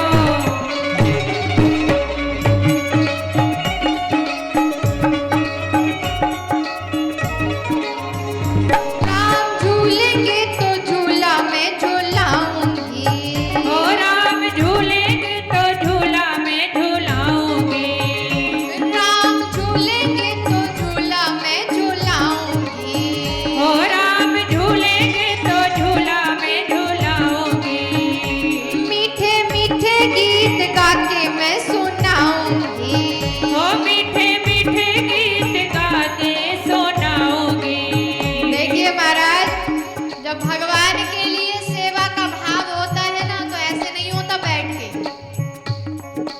आप खड़े होकर नृत्य करने में सामर्थ्य नहीं है, कोई बात नहीं, लेकिन अपने हाथ खड़े करके ताली तो बजा सकते हैं। भगवान ने ये दोनों हाथ सत्कर्म करने के लिए दिए, और उन सत्कर्मों में एक भगवान के कीर्तन में ताली बजाना है। इसीलिए बड़े भाव से राम झूलेंगे तो झूला मैं झूलाऊंगी। ओ राम झूलेंगे तो झूला मैं झूलाऊंगी। मीठे मीठे गीत गा के मैं सुनाऊंगी। ओ मीठे मीठे गीत गा के मैं सुनाऊंगी। मेरी जिंदगी के सारे दुख मिट जाएंगे, राम आएंगे। ओ मेरी जिंदगी के सारे दुख मिट जाएंगे, राम आएंगे। मेरी जिंदगी के सारे दुख मिट जाएंगे, राम आएंगे। ओ मेरी जिंदगी के सारे दुख मिट जाएंगे, राम आएंगे। हो मेरी झोपड़ी के भाग्य आज जाग जाएंगे, राम आएंगे। मेरी झोपड़ी के भाग आज जाग जाएंगे, राम आएंगे। हरि बोल।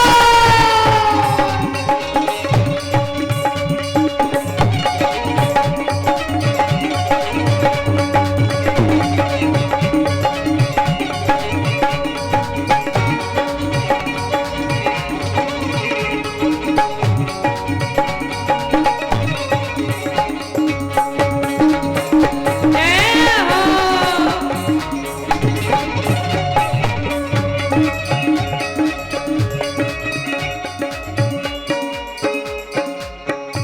मैं रुच रुच भोग लगाऊंगी। ओ मैं तो रुचि रुचि भोग लगाऊंगी। ओ मैं तो रुच रुच भोग लगाऊंगी। मैं तो रुचि रुचि भोग लगाऊंगी। मीठे मीठे मेरे प्रभु को खिलाऊंगी। ओ मीठे मीठे मेरे प्रभु को खिलाऊंगी। मीठे मीठे मेरे प्रभु को खिलाऊंगी। ओ मीठे मीठे मेरे प्रभु को खिलाऊंगी। गुरु कृपा से ओ गुरु कृपा से भाग्य आज खुल जाएंगे, राम आएंगे। गुरु कृपा से ही भाग्य आज खुल जाएंगे, राम आएंगे। ओ मेरी झोपड़ी के भाग्य आज जाग जाएंगे, राम आएंगे। मेरी झोपड़ी के भाग्य आज जाग जाएंगे, राम आएंगे। राम आएंगे, आएंगे, राम आएंगे। ओ राम आएंगे, आएंगे, राम आएंगे। राम आएंगे, आएंगे, राम आएंगे। ओ राम आएंगे, आएंगे, राम आएंगे। मेरी झोपड़ी के भाग्य आज जाग जाएंगे, राम आएंगे। मेरी झोपड़ी के भाग्य आज जाग जाएंगे, राम आएंगे। ओ मेरी कुटिया के भाग्य आज जाग जाएंगे, राम आएंगे। मेरी कुटिया के भाग्य आज जाग जाएंगे, राम आएंगे। मेरी झोपड़ी के भाग्य आज जाग जाएंगे, राम आएंगे। ओ मेरी झोपड़ी के भाग्य आज जाग जाएंगे, राम आएंगे। ओ राम आएंगे, ओ राम आएंगे, राम आएंगे। बोलिए रामचंद्र भगवान की जय हो। इस प्रकार सबरी मैया ने 10,000 वर्ष तक प्रतीक्षा की और आज राम जी उनके द्वार पर पहुंच गए, दर्शन दिए। तो कहने का भाव ये है कि यदि भाव से आपने भगवान की भक्ति की है तो भगवान उस भक्ति के, क्योंकि भगवान कहते हैं अहम भक्त पराधीनम, मैं भक्तों के अधीन हूँ, भक्तों की उस भक्ति के अधीन हूँ जो भाव से की गई है। यदि कोई मुझे भाव से भजता है तो मैं अपना सब कुछ छोड़कर उसके द्वार पर पहुंच जाता हूँ। लेकिन जब भगवान ने मानो सत्राजित की परीक्षा लेनी चाहिए तो सत्राजित के पसीने छूट गए महाराज। तुरंत दौड़ लगा के भागा, भाग के घर में आके दरवाजे बंद कर लिए और जो दरवाजे द्वार बंद किए, नहीं मैं मणि किसी को नहीं दूंगा। आज मानो पागल हो गया, मणि को पकड़े, नहीं मैं मणि नहीं दूंगा, नहीं मैं मणि नहीं दूंगा। इतने में सत्राजित का भाई आया प्रसेन। भैया क्या हो गया, आप ऐसे क्यों बर्ताव कर रहे हैं, मानो जैसे आपकी कोई चीज किसी ने चुरा ली हो। अरे प्रसेन, इस मणि की रक्षा करना। ना जाने क्यों द्वारिकाधीश के मंत्री इस मणि को द्वारिकाधीश के लिए मांग रहे थे। ए प्रसेन, पूरे जीवन में यदि मैं सबसे ज्यादा किसी से प्रेम करता हूं तो वो ये मणि है। अब बताइए, सत्राजित वस्तु के अधीन हो गया। मणि से मैं बहुत प्रेम करता हूं, मणि नहीं दे सकता। प्रसेन ने कहा भैया मणि तो वास्तव में बड़ी सुंदर है, जो दे के उसी का मन इस मणि पर आ जाए। भैया एक काम करो, आपसे इस मणि की रक्षा नहीं होगी, कुछ दिन ये मणि हमको दे दो। भैया प्रसेन इस मणि को बहुत संभालना। प्रसेन ने कहा ठीक है। अब प्रसेन के हाथ में जैसे मणि आई तो मानो धन का ही प्रभाव, जैसे ही मणि आई आज विचार कर रहा मणि पहनकर तो शिकार खेलने जाऊंगा। पहुंच गया घोड़े पे सवार होके जंगल में, और जो सिंह ने उस चमकीली मणि को देखा तो प्रसेन के ऊपर हमला कर दिया, मार डाला प्रसेन को, घोड़े को भी मार डाला। गले में से मणि निकाल ली, मुंह में दबाकर सिंह चला जा रहा है। जामवंत जी ने देखा कि ये क्या मुख में दबाए, इतना चमकीला, इतना अद्भुत। और उस अद्भुत दृश्य को देखकर जामवंत जी आए। जामवंत जी ने सिंह से युद्ध किया और जामवंत जी ने सिंह को परास्त करके मुख में से मणि निकाली। पहुंच गए लेकर अपनी गुफा में। जामवंत जी का पुत्र और पुत्री दोनों को मणि दे दी, लो आज हम तुम्हारे लिए ये खेलने की वस्तु लेकर आए। अब जामवंत जी क्या जाने, अब भालू बानर क्या जाने मणि की विद्युतता। ये वही जामवंत जी हैं जो राम जी के साथ थे त्रेता में, और आज द्वापर में कृष्ण के युग में भी है। बेटा बेटी को मणि दे दी, दोनों खेलने लगे। यहां पर जब कुछ दिन तक प्रसेन वापस नहीं आए तो सत्राजित को चिंता हुई। मंत्रियों को भेजा, देखो प्रसेन कहाँ चला गया। घर में अपनी पत्नी से बताया तो पत्नी प्रसेन को बहुत प्रेम करती थी, क्योंकि प्रसेन सत्राजित से बहुत आयु में छोटे हैं तो बेटा मानती थी।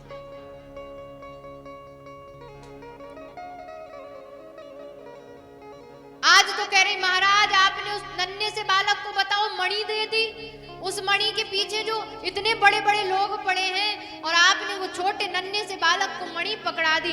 ना जाने मणि के चक्कर में उसे किसी ने मार डाला।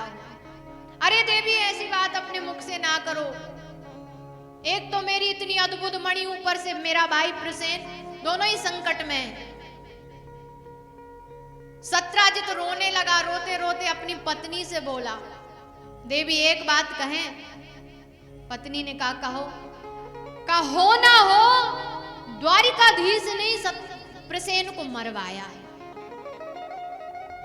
कहा महाराज क्यों, आपको ऐसा क्यों लगता है? कहा एक बार हम इस मणि को पहन के द्वारिकाधीश की सभा में गए और वहां द्वारिकाधीश के मंत्रियों ने इस मणि को देखा और देखकर द्वारिकाधीश के लिए मांग लिया। हो ना हो मंत्रियों ने जाकर मणि के बारे में बताया होगा और द्वारिकाधीश को मणि लेने की चाहत होगी और मणि के चक्कर में भाई को मरवा दिया।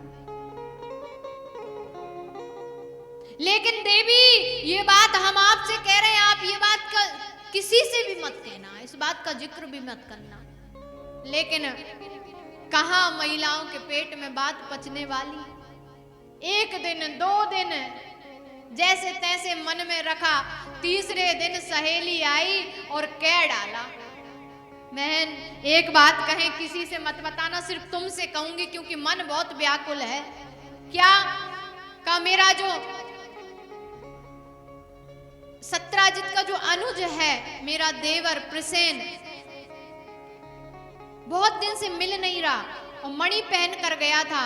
हे देवी हो ना हो उस प्रसेन को द्वारिकाधीश ने मरवा दिया मणि के कारण। अब सहेली ने सुनी, कहा लेकिन तुमको बताया, तुम किसी को मत कहना। उसने कहा बहन किसी से नहीं कहूंगी। बाहर निकली और बाहर निकलते ही दूसरी सहेली मिल गई। बहन एक बात कहूं, एक बात सुनकर आ रही हूं, तुमसे बता रही हूं, किसी से मत कहना। कहो यही बात बताई, लेकिन कोई से कहना नहीं, नहीं तो सत्राजित की पत्नी मुझे छोड़ेगी नहीं। उसने कहा ठीक है किसी से नहीं कहूंगी। शाम को जल भरने के लिए जलाशय में पहुंची तो वहां समूह स्त्रियों का, तो वो कहने लगी एक बात कहूं, तुम पांचों के बीच में ही रहनी चाहिए, किसी से मत कहना। धीरे धीरे करके ये बात सारे द्वारिका में फैल गई। द्वारिकापुरी में धीरे धीरे सबके कान कान बात आ गई। धीरे धीरे करके द्वारिकाधीश को जब ये पता चला, तमेक दाम मणिकंठे प्रतिश्चरा मृगयाम बने, कि प्रसेन मणि पहन कर गया और ना जाने प्रसेन को किसी ने मार दिया और चोरी का कलंक इस द्वारिकाधीश कृष्ण को लगाया जा रहा है। बड़ा दुख हुआ। और जिस द्वारिकापुरी में रह करके मैंने इतना त्याग किया, भगवान आज मन में विचार कर रहे हैं, धन्य है मेरी प्रजा। भगवान कह रहे हैं धन्य है मेरी प्रजा, जिसकी मैंने इतनी सेवा की, जिस प्रजा के लिए मैं वृंदावन छोड़कर आया, जिस प्रजा के लिए मैंने मैया यशोदा बाबा नंद छोड़ दिए और यहाँ आकर के मैंने उस प्रजा की सेवा करी, और आज उस प्रजा को मुझ पर विश्वास नहीं है कि मैंने मणि चुराई है। आज भगवान द्वारिकाधीश रो रहे हैं, हे राम, जिस प्रजा के लिए मैंने सब कुछ त्यागा, आज वही प्रजा मुझ पर कलंक लगा रही, सवाल उठा रही है।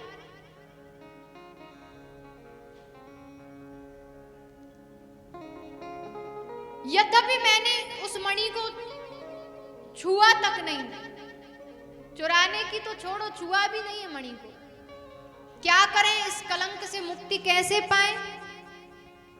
अच्छा, भगवान द्वारिकाधीश को कलंक क्यों लगा पता है? क्योंकि भगवान द्वारिकाधीश ने एक बार चौथ के चंद्रमा का दर्शन कर लिया, और शास्त्र कहता है कि चौथ के चंद्रमा का जो दर्शन करता है उसको जीवन में एक बार कलंक तो होना पड़ता है, और कलंक बहुत खतरनाक चीज है भैया।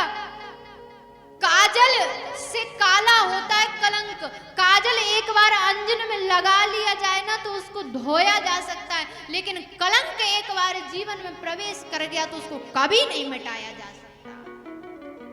अच्छा बताओ, द्वापर में भगवान को कलंक लगा और चर्चा हम आज कर रहे हैं, बताओ उस कलंक की। कलंक मिटाया जा सकता है? नहीं मिटाया जा सकता। भगवान द्वारिकाधीश को कलंक लगा। द्वारिकाधीश सोचने लगे कैसे करके मणि लेकर आऊं।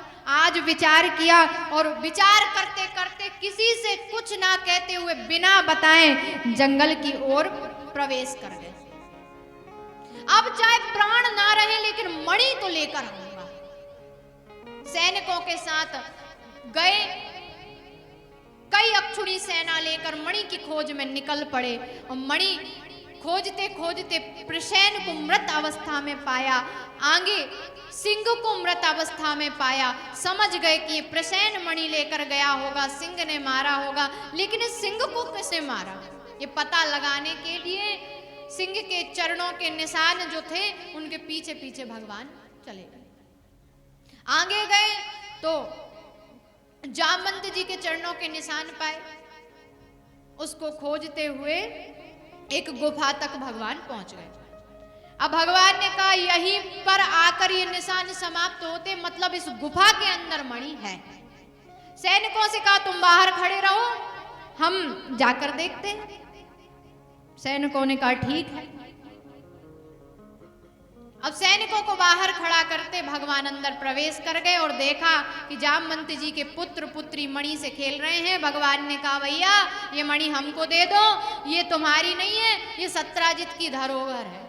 और जैसे ही मणि मांगी तो पुत्र पुत्रियों ने चिल्लाया पिताजी, और जैसे ही पिताजी चिल्लाया तो मानो जामवंत जी को लगा कि बच्चों पर संकट है, तुरंत आ गए।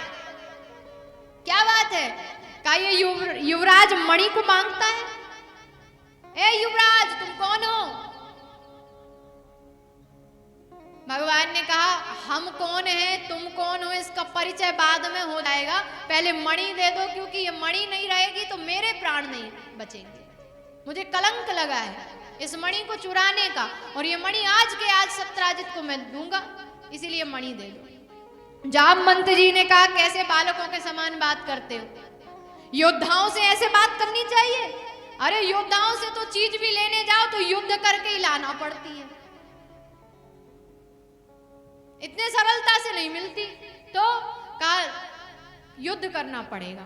भगवान ने कहा अब चाहे कुछ भी हो जाए, अब तो युद्ध करके ही रहेंगे, मणि तो ले जाके ही रहेंगे। भगवान ने कहा ठीक है तो आ जाओ मैदान में। जामवंत जी भी पूरी तैयारी के साथ आ गए, भगवान भी पूरी तैयारी के साथ। दोनों में मुक्काबाजी होने लगी, एक दूसरे को धरती पर पटकने लगे। 2 दिन बीत गए, सैनिक बाहर खड़े, 4 दिन बीते, 5 दिन बीते। अब सैनिकों को लगा कि गुफा में कोई दानव है जिसने द्वारिकाधीश को मार खाया, हम यहाँ से भाग जाए नहीं तो हमारे प्राण भी संकट में। सब सैनिक अपने अपने साधन लेके तुरंत द्वारिकापुरी गए। वासुदेव जी देवकी को सारी बात बताई। आज वासुदेव तो मानो प्राण निकल गए, धरती पर गिर गए, मेरा कृष्ण मेरा कृष्ण। सारी रानियां एकत्रित हो गई, ये क्या हो गया? और मंत्रियों से कहा तुम, सैनिकों से कहा तुम छोड़कर आ गए, अरे क्या करते, किसी दानव ने लगता है हमारे द्वारिकाधीश को खत्म कर दिया। हताश होकर धरनी पे गिरे वासुदेव जी। नारद जी ने सोचा इनके प्राण ना निकल जाए, तुरंत प्रकट हो गए। जब जब भक्तों पे संकट आता है तो संत जल्दी आ जाते हैं।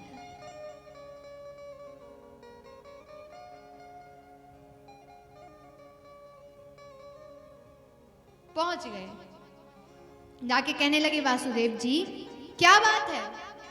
रोते हुए कहने लगे नारद जी क्या बताएं, हमारे पुत्र को कलंक लगा है और कलंक को मिटाने के लिए आज मेरा पुत्र कृष्ण, जिसने इतने अनेकों वर्ष प्रजा की सेवा करी, वो मणि ढूंढने के लिए गया और वापस नहीं आया। मेरा पुत्र मुझे चाहिए। इतने दिनों बाद तो मैंने अपने पुत्र को देखा, बचपन से ही त्याग दिया और उस पुत्र को अब देखा, इतना राजपाट वैभव अब देखा, आधी जिंदगी जेल में चली गई और आज वही पुत्र ना रहा। अरे चलो हमारी तो छोड़ो, इन रानियों का क्या होगा, इन छोटे छोटे बालक का क्या होगा, इस राज्य का क्या होगा, इस प्रजा का क्या होगा। नारद जी ने कहा चिंता मत करो, एक उपाय है। ए वसुदेव जी, आपके पुत्र को लाने का केवल एक उपाय है। क्या? भगवती की आराधना, क्योंकि दुर्गा दुर्गति नाशनी। यदि द्वारिकाधीश की दुर्गति भी हो रही होगी तो उस दुर्गति का नाश कर देगी वो भगवती। जैसे ही कहा तुरंत स्मृति आ गई। वासुदेव जी कहने लगे नारद जी सत्य कहते हो, अब स्मरण हो गया। जेल में जिस समय हमारे पुत्रों को कंस मार रहा था, उस समय गर्गाचार्य जी आए और गर्गाचार्य जी ने कहा वासुदेव जी ऐसे तो आपके सारे पुत्र मर जाएंगे, पुत्रों को बचाने के लिए क्या करें? का पुत्रों को बचाने के लिए भगवती की उपासना करो। और वासुदेव जी उसी दिन से भगवती की उपासना करने लगे, निर्जला व्रत करने लगे और एक दिन वो भगवती प्रसन्न होकर दर्शन देती है और वासुदेव जी से कहती मांगो, क्या मांगना चाहते हो? वासुदेव जी ने कहा आपको मालूम है मेरे 7 पुत्रों को उस कंस ने मार दिया, क्योंकि वासुदेव जी को नहीं पता था कि सप्तम गर्भ भगवान की कृपा से रोहिणी जी की गर्भ में प्रविष्ट हो गया है। इसीलिए वासुदेव जी अज्ञानता से कह रहे हैं आपको पता है भगवती मेरे 7 पुत्र मारे गए कंस द्वारा, एक 8वां बचा है जो अभी देवकी की गर्भ में है, कृपया कर इसको बचा लीजिए। भगवती ने कहा चिंता मत करो, मैं नंद के घर प्रकट होंगी और तुम अपने पुत्र को लेकर, जैसे ही तुम्हारा पुत्र प्रकट होगा सारे ताले खुल जाएंगे, मेरी कृपा से सारे सैनिक सो जाएंगे, जो यहाँ पर द्वारपाल है वो सारे सो जाएंगे, कंस को भी कुछ पता नहीं चलेगा, रातों रात तुम्हारे पुत्र का जन्म हो जाएगा और तुम उस पुत्र को लेकर के तुरंत नंद भवन में चले जाना। उस नंद भवन में तुमको मेरे दर्शन होंगे। तुरंत जब भगवान का जन्म हुआ, कृष्ण का जन्म हुआ, वासुदेव जी लेकर चले, सभी जानते हैं कथा को। वासुदेव जी लेकर चले, नंद भवन में पहुंच गए और नंद भवन में जाकर के छोटी सी लाली मानो भगवती को उठा करके अपने सूप में रखा, लौटा के लेकर आए और जब लेकर आए तो सुबह कंस को पता चल रहा है कि जन्म हो चुका है। जाकर देखा रे ये तो लाला नहीं, ये तो लाली है, लेकिन आकाशवाणी हुई थी यही लाला लाली बनकर आ गया हो, मानो विष्णु आज कन्या के रूप में आ गया हो, क्योंकि वो बड़ा छलिया है, वो मोहन देवताओं को बचाने के लिए जब मोहनी रूप धारण कर सकता है तो मुझे मारने के